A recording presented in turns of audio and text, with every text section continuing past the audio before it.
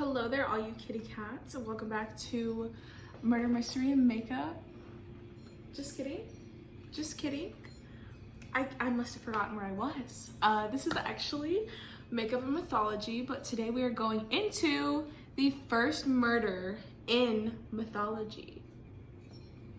So we're doing a little bit of true crime. I don't know if it's true, but if you're new here, if this is your first time watching this series, my name is Mixie Sierra. I go into the mythology behind all of the Zodiac signs. Today we'll be going into the sign Libra. I know I was gone for a bit, but I am back with makeup and mythology.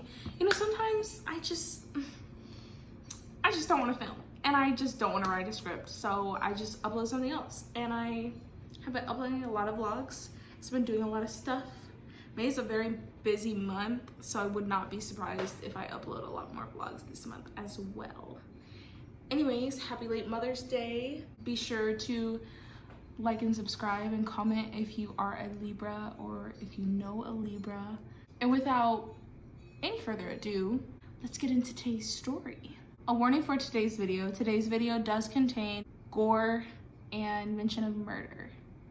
Today, we are turning our gaze to some of the hardest stars to spot in the northern hemisphere. Now, this is not because the stars are dim. They still shine just as bright, okay? But it is because these stars are just so small.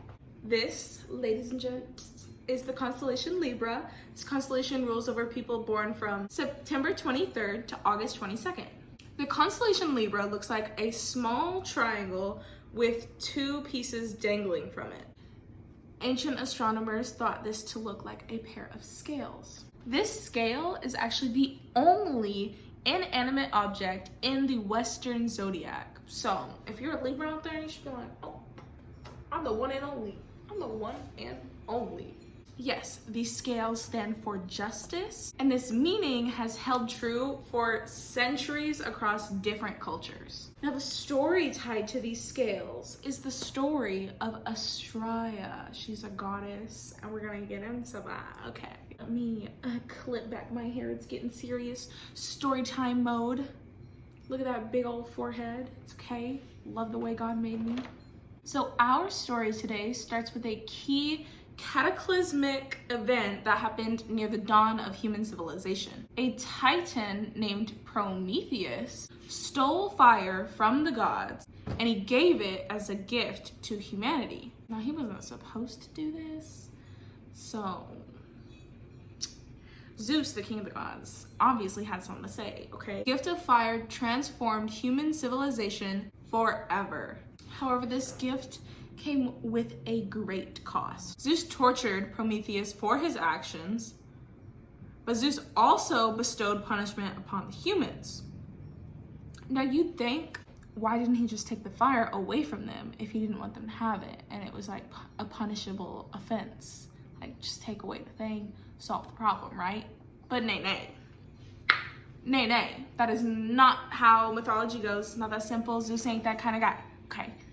Zeus wanted to serve out punishments because he's Zeus. If you haven't watched any of the other videos of this series, Zeus is not a good guy. That's all we gotta say. As he was feeling generous, Zeus gave humanity another gift. What was this gift? Well, he gave a jar full of sin and evil to a woman named, can you guess her name? Ladies and gentlemen, please welcome to the stage, Pandora. Yeah, I bet you didn't know that Pandora's box is also tied to Libra. You might not have even known that Pandora's box was even tied into mythology. But I know we all know.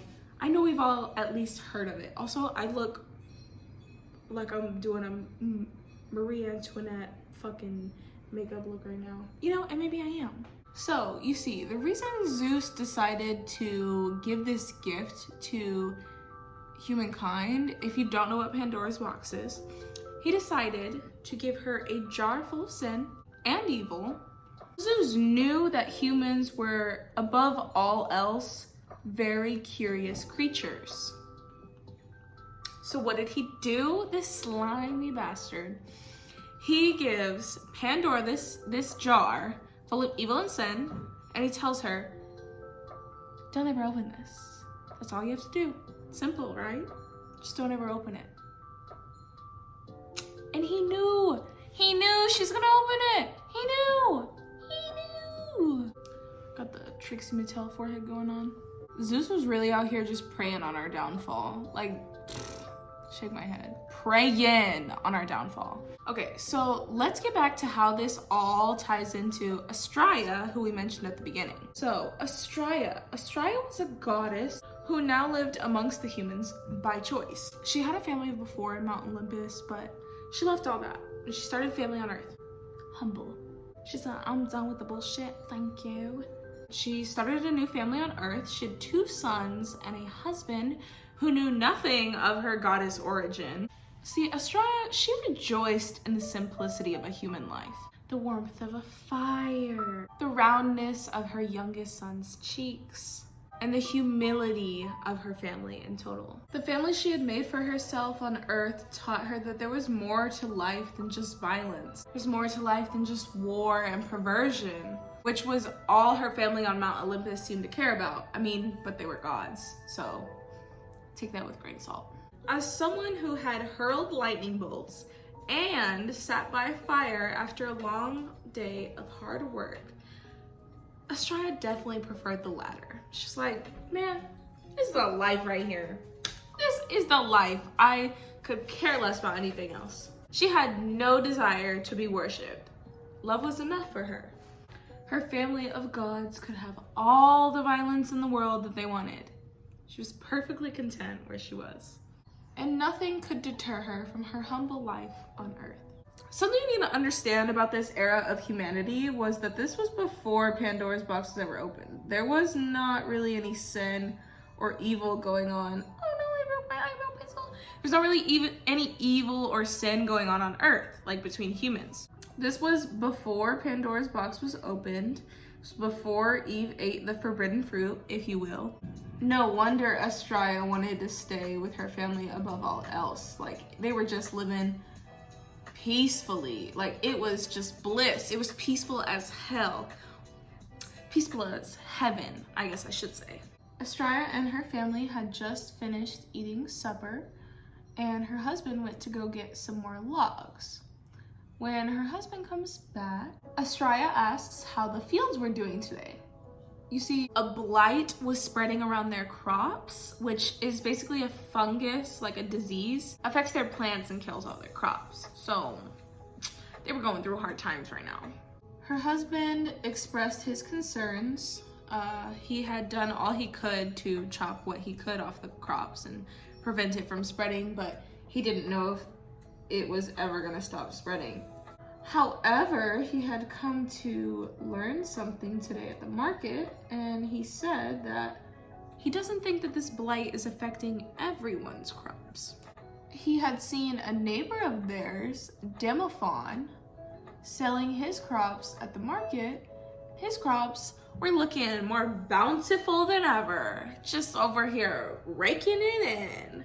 Now, Demophon was a dear friend of Astraea's husband's. Okay, wait. Pause. Astraea's husband doesn't have a name in this story.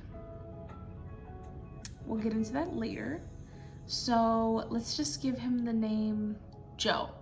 So Astraea is married to Joe. They have 2 kids. Yeah, he doesn't have a name at all.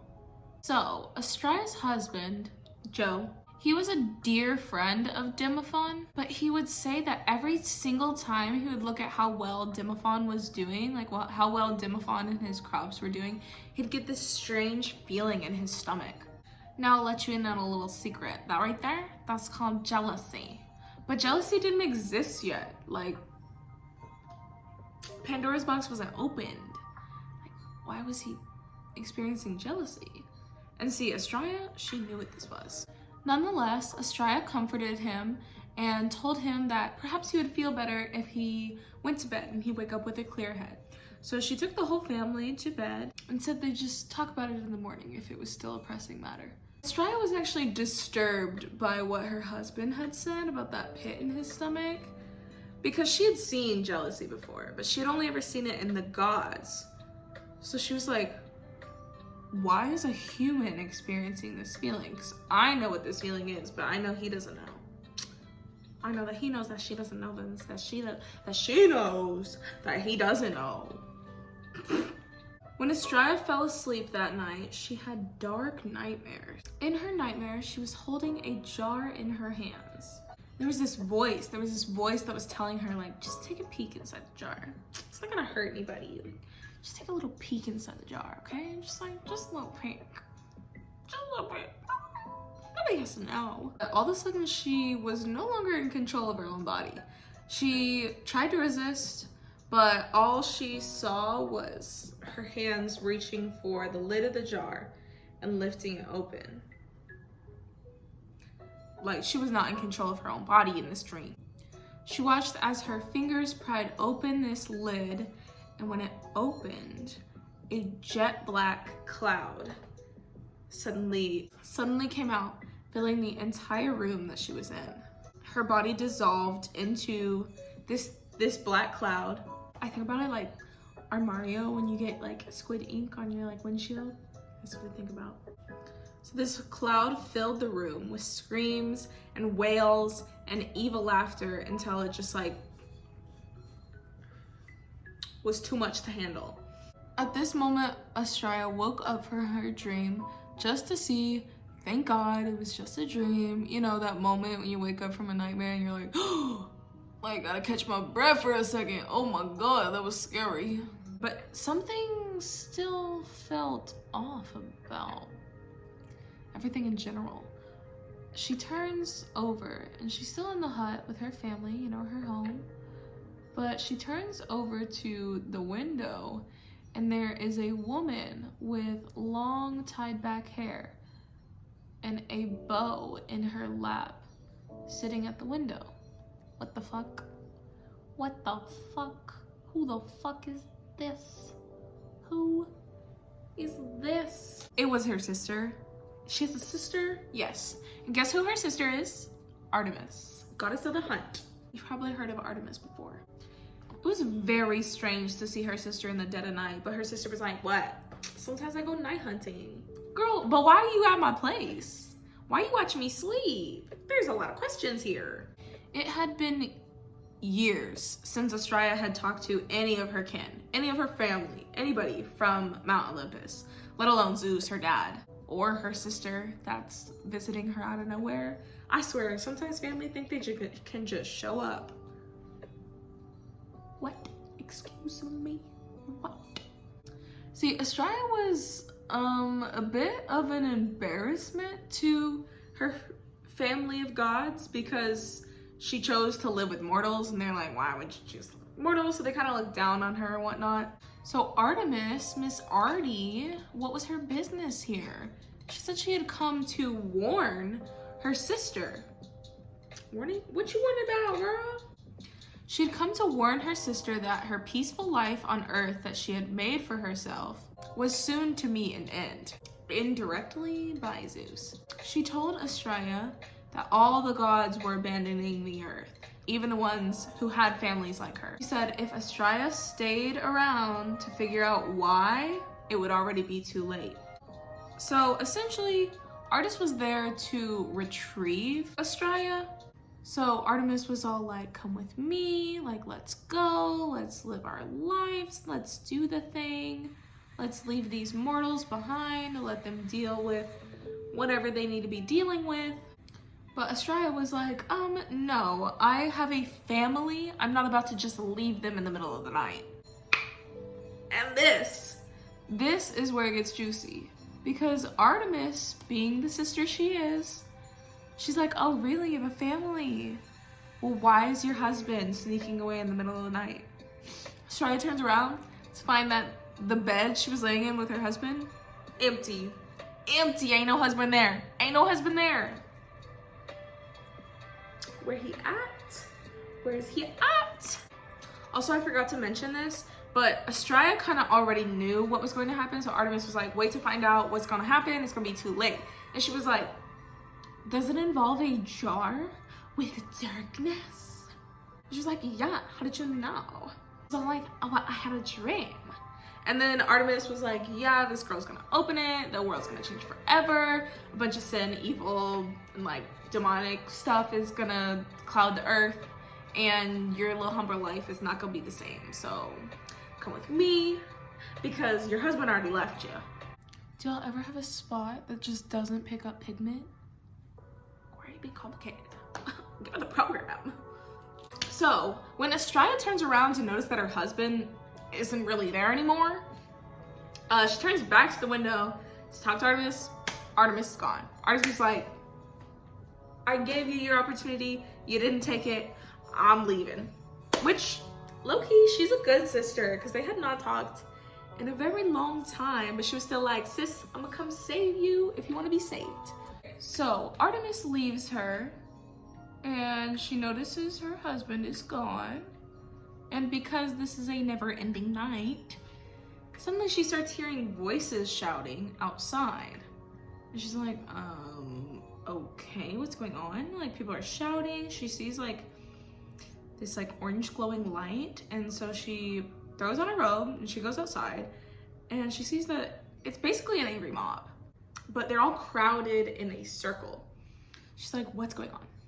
So she makes her way to the center of this circle, and there is, okay, gore warning, there is a very mutilated body with several cut wounds across his entire chest. It's almost hard to make out who this was. She asks the people in the crowd, she's like, whose body is this? Is what we were all thinking. And a voice behind her answers, and he says, it's Demophon's body. Now, who is this voice? It's Joe's voice. Her husband? Yeah. She turns around and she's like, what the fuck? She's like, oh, what are you doing here? And he's like, oh, well, I heard the commotion going on and I didn't want to wake you or the kids, so I just decided to go ahead and see what it was all about. Sure. Sure you did. Sure you just got here, huh? You're the one person with a motive to kill. That's all I'm saying. That's all I'm saying. We were all thinking it. This was absolutely the first time a murder had ever taken place. But Demophon was like, oh, like, I don't know what happened to him. Some, like, animal must have gotten to him. But Estrella was like, if an animal had, oh, frick, whatever, it's a part of the look now. If an animal had gotten to him, it would have eaten parts of his body, and none of the parts of his body were eaten. It was just slashed into. She was like, this looks cruel. Only a man could do this. Even though no murders had taken place yet, blah, blah, blah. So we don't know like a ton about Demophon's family, or like even Demophon in general, but what we do know is that after homie dies, his family moves away, and who did they leave the farm to? I'm gonna let you guess. Who did they leave the farm to? 3, 2, 1. Joe. And Estrella. But like in this era, like Joe's the only one taking care of the farm. They leave it to fucking Joe. Now if anybody's got a motive to kill, he is prime suspect number 1. Okay? Like, not him getting exactly what he wants and like getting away with it too. Because everybody was like, oh, what happened? Nobody's ever killed somebody before. We don't know what happened. So Joe was over here big ballin'. He was like, oh my God, baby, our dreams came true. We are living rich. We are raking in the dough. We are having bountiful crops. We are doing it right. And he doesn't give a single flying flip about what happened to Demophon. He's like, I don't know, it's just a tragic accident. Baby, move past it.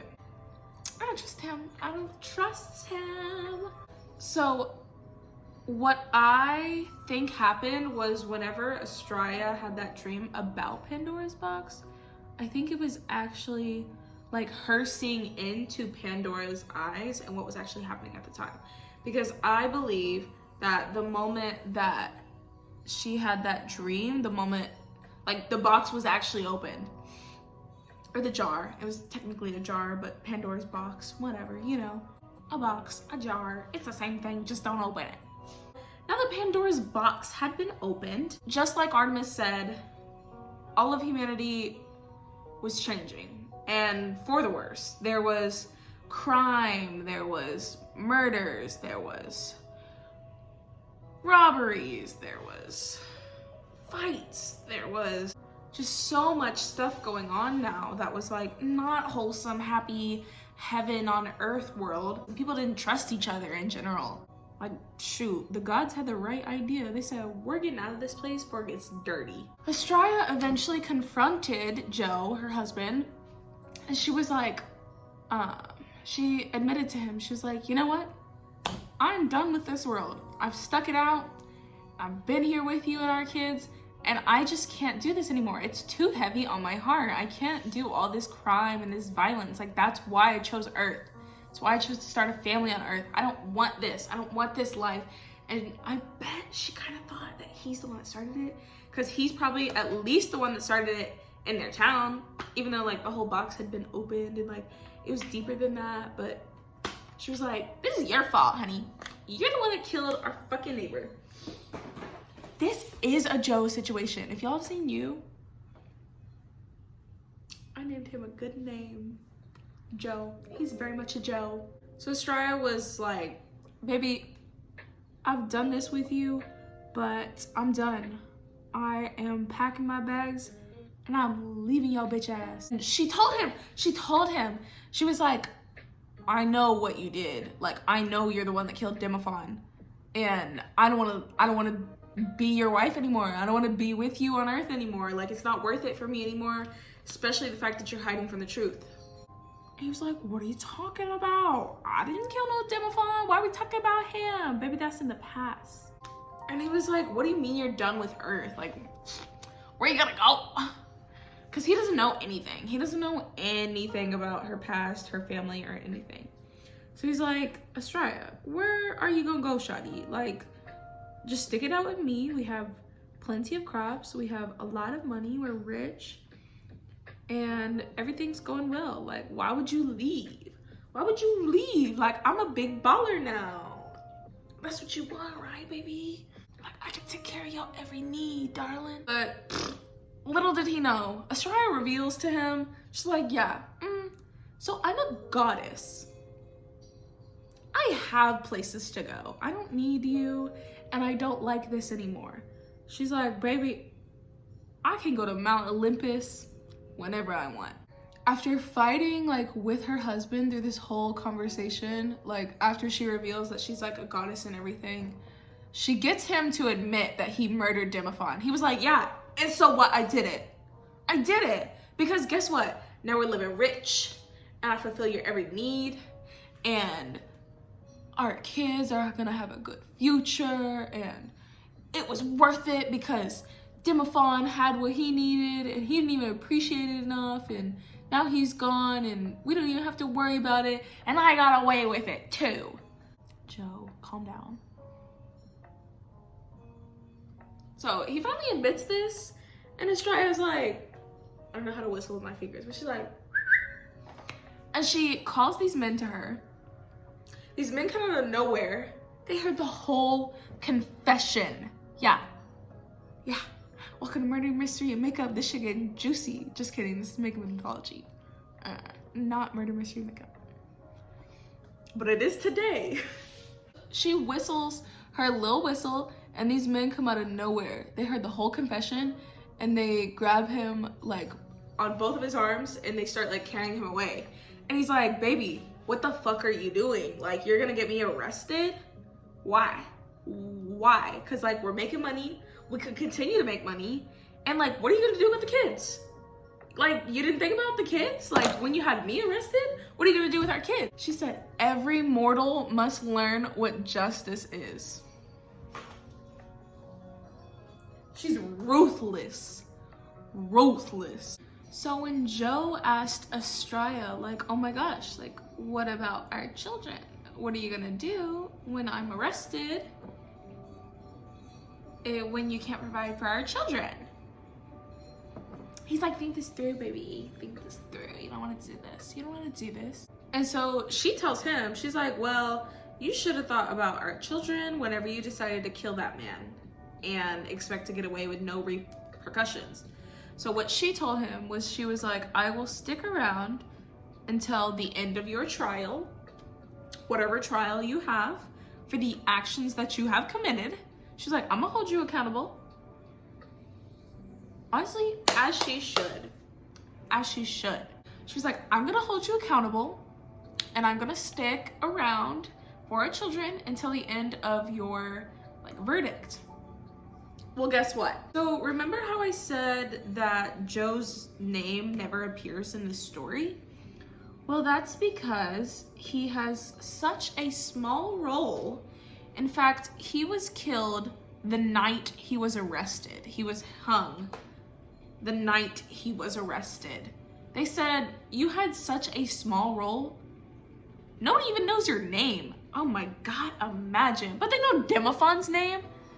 They know Demophon's name.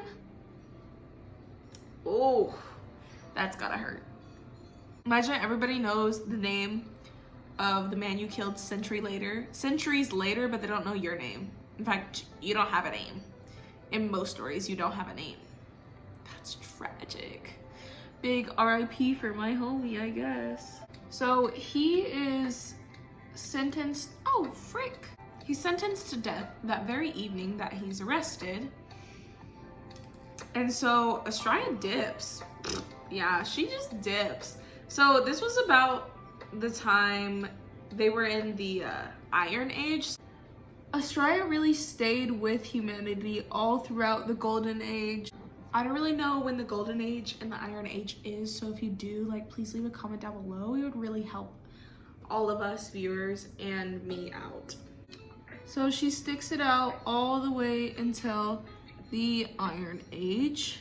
And at that point, she was just like, nah, this is too much for me. Her husband is killed, arrested, killed in the same night, They said no mercy, no mercy. Because I mean, if you give the first man, whoever killed man, if you give him mercy, what basis are you setting, you know?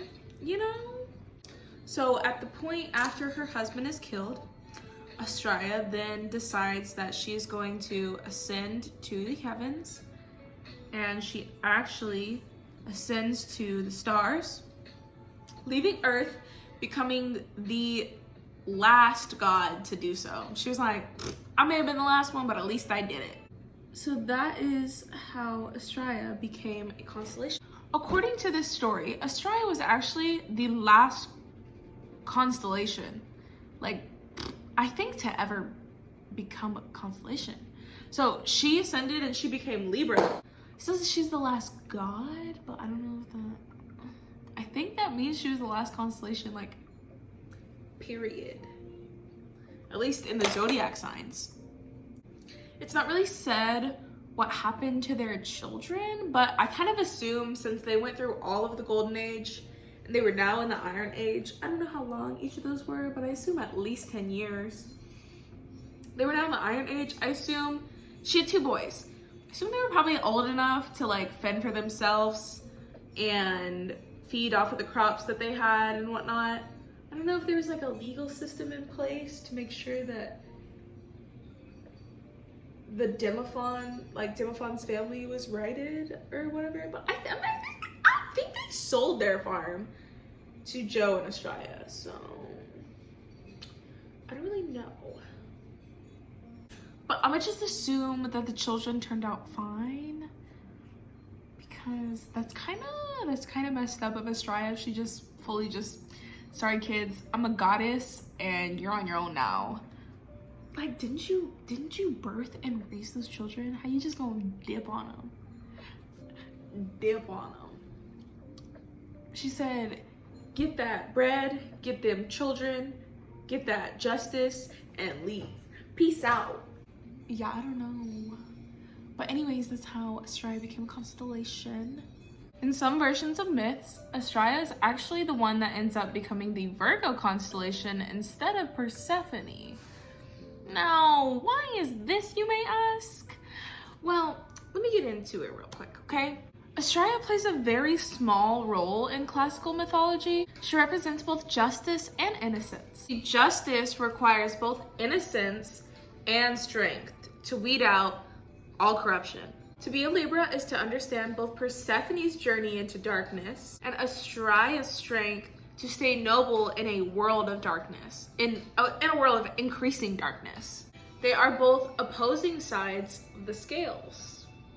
So essentially, to be a Libra, which is why Libra may be associated with Virgo, to be a Libra, Virgo and Persephone's story is involved in being a Libra. Which, if you are a Libra, hello my Libras, would you go watch the last Makeup Mythology about Persephone's journey, because mythology said it itself. To be a Libra is to understand Virgo. So go read up on Persephone because it's a really good story. Let me tell you what, it's pretty juicy. Libras are great mediators who strive for balance, and they often have to take in multiple perspectives before they're finally ready to make a decision. Air signs, I swear. They may come across as a little indecisive, like my Geminis out there. Hi, all my Geminis. I know you're indecisive too, but Libra is indecisive for a reason. Libra is indecisive because they want to make everything that they're doing the most optimal thing to be doing. Libras want to optimize everything in their life. Libras make great leaders and great champions for justice. So that is all I have for you guys today. Hope you enjoyed today's makeup look. I kind of, this might not scream Libra, but I just kind of wanted to do something like cute and colorful, like innocent. I feel like gold is a pretty like innocent color, royal color, goddess color. Pink is pretty innocent, I think. Cause poor Astraea just wanted to vibe. Astraea just wanted to have a peaceful little life in a meadow. And shoot, she should have got together with the Taurus princess or something. I don't know. Cause she was not having it after Pandora's box got opened. So poor Astraea. I mean, I hope her kids are okay. I don't know. Should we be calling it CPS? I don't know.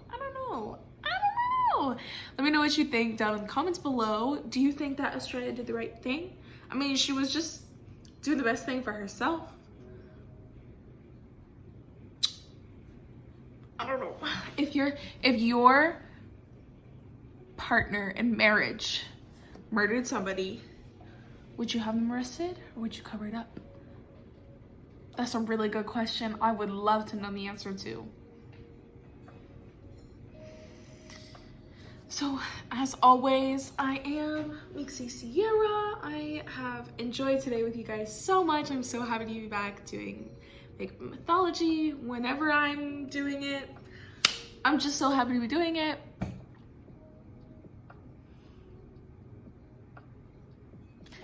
My heart goes out to all of you that stick through the whole video. I love you guys so much. And I will see you guys next week, Wednesday at noon. I love you. Be sure to like and subscribe. Oh my gosh. Be sure to like and subscribe. It helps me out a lot. Bye.